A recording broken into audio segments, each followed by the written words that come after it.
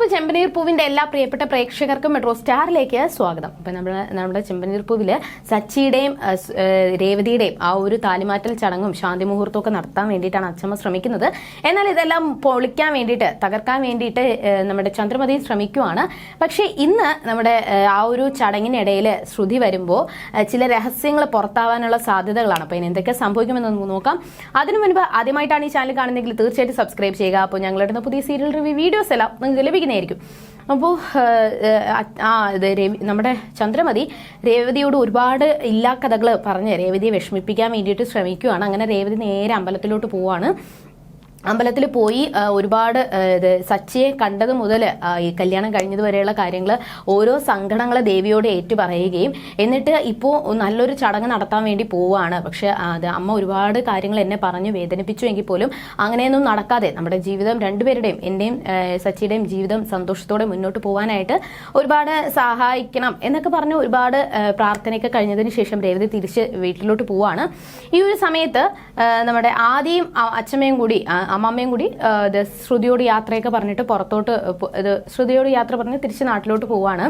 ഈ ഒരു സമയത്ത് ആദ്യം വന്നിട്ട് ശ്രുതിയോട് തൻ്റെ ഉടുപ്പിട്ട് തരാൻ വേണ്ടിയിട്ട് പറയുകയും അങ്ങനെ ആദ്യക്ക് സ്നേഹത്തോടെ ഡ്രസ്സ് ഇട്ട് കൊടുക്കുകയും നീ നല്ലപോലെ പഠിക്കണം, ഒരു ഉഴപ്പും കാണിക്കരുത് എന്നൊക്കെ പറഞ്ഞ് ആദ്യം സ്നേഹത്തോടെ നോക്കുന്ന ശ്രുതിയെ കണ്ടപ്പോൾ അമ്മയ്ക്ക് ഒരുപാട് സങ്കടം തോന്നി, ഒരുപാട് സന്തോഷം തോന്നി.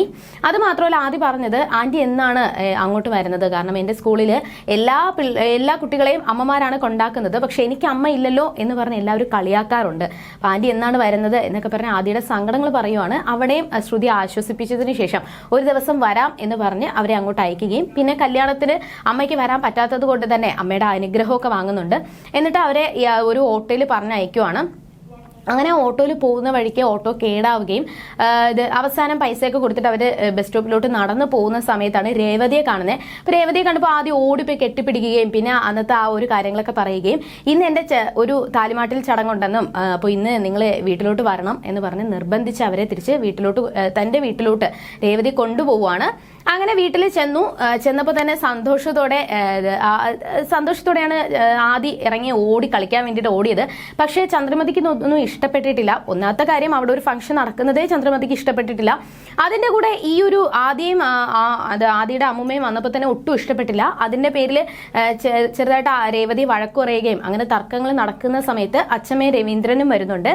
അച്ഛമ്മയും രവീന്ദ്രനും വന്ന ശേഷം ആദ്യം കണ്ടപ്പോൾ ഒരുപാട് കെട്ടിപ്പിടിക്കുകയും അന്ന് കുളത്തിൽ വീണ സമയത്ത് ആദ്യമാണ് സച്ചിയെ പോയി കാര്യങ്ങൾ അറിയിച്ചത് എന്നൊക്കെ രവീന്ദ്രനോട് പറയുകയും അങ്ങനെ രവീന്ദ്രൻ നമ്മുടെ ആദിക്കുട്ടനെ എടുത്ത് പൊക്കുകയും സ്നേഹത്തോടെ ഉമ്മയ്ക്കൊക്കെ ചെയ്യുന്നുണ്ട്. എന്നിട്ട് ആദിക്ക് ആഹാരം കൊടുക്കുക എന്ന് പറഞ്ഞ് അവരെ അകത്തോട്ട് കയറ്റി വിടുവാണ്. പക്ഷെ ഇതൊന്നും ചന്ദ്രമതിക്ക് ഇഷ്ടപ്പെട്ടിട്ടില്ല. അതിൻ്റെ കൂടെ അവിടെ ഒരു കാര്യത്തിലും ഇടപെടാതെ മാറി നിന്നിട്ട് ഒരു നല്ല ഭംഗിയുള്ള സാരി പോലും ഉടുക്കാതെ രേവതിയെ ഒന്ന് സഹായിക്കുക പോലും ചെയ്യാതെ എല്ലാത്തിൽ നിന്നും മാറി നിൽക്കുന്ന ചന്ദ്രമതിയോട് അച്ഛമ്മ വഴക്കു ഒക്കെ ചെയ്യുന്നുണ്ട്. എന്നാൽ ചന്ദ്രമതിയുടെ ഒരു മാറ്റവും സംഭവിച്ചിട്ടില്ല. കാരണം രേവതിയുടെ ഈ ഒരു വിശേഷം എങ്ങനെ പോയാലും തനിക്കൊരു കാര്യവുമില്ല, അത് നടക്കാതിരുന്നു കഴിഞ്ഞാൽ അത്രയും സന്തോഷം എന്ന് പറഞ്ഞുകൊണ്ടാണ് നമ്മുടെ ചന്ദ്രമതി നിൽക്കുന്നത്. അങ്ങനെ ആദിക്ക് ആഹാരമൊക്കെ കൊടുത്ത് സന്തോഷത്തോടെ നിൽക്കുകയും ഒരു ഫംഗ്ഷനൊക്കെ ഇങ്ങനെ പൊടിപിടിച്ച് പൊയ്ക്കൊണ്ടിരിക്കുകയാണ്. ഈ ഒരു സമയത്താണ് നമ്മുടെ ശ്രുതി അവിടെ ലാൻഡ് ചെയ്യുന്നത്. അപ്പോൾ ശ്രുതി വന്ന കാര്യം, ശ്രുതിയെ ഇതുവരെയും ആദിയോ അമ്മയോ കണ്ടിട്ടില്ല. പക്ഷേ ശ്രുതി ഇവിടെയാണ് ഫംഗ്ഷന് വന്നതെന്നും അമ്മയും ആദിക്കുട്ടനും ഇവിടെ ഉണ്ടെന്നുള്ള കാര്യം പരസ്പരം രണ്ടുപേർക്കും അറിയത്തില്ല. അപ്പോൾ ഇനി എന്തൊക്കെയായിരിക്കും സംഭവിക്കാൻ പോകുന്നത്? എന്തായാലും നാളെ നമ്മുടെ രേവതിയുടെയും സച്ചിയുടെയും ആ ഒരു വിവാഹ ദിവസം ശ്രുതിയുടെ രഹസ്യങ്ങൾ പുറത്താകുമോ, അതോ ഇനി ആദിക്കുട്ടനിൽ നിന്നും അല്ലെങ്കിൽ ശ്രുതിയുടെ രഹസ്യം പുറത്താകാതിരിക്കാൻ വേണ്ടിയിട്ട് എന്തെങ്കിലും ചെയ്യുമോ? ഇനി എന്തൊക്കെ സംഭവിക്കും? ഇനി എന്തൊക്കെ ആരുടെയൊക്കെ ജീവിതങ്ങളായിരിക്കും മാറി മറിയാൻ പോകുന്നതെന്ന് നമുക്ക് വരുന്ന ആളുകളിൽ കണ്ടറിയാം. അതൊരിക്കലും ബൈ.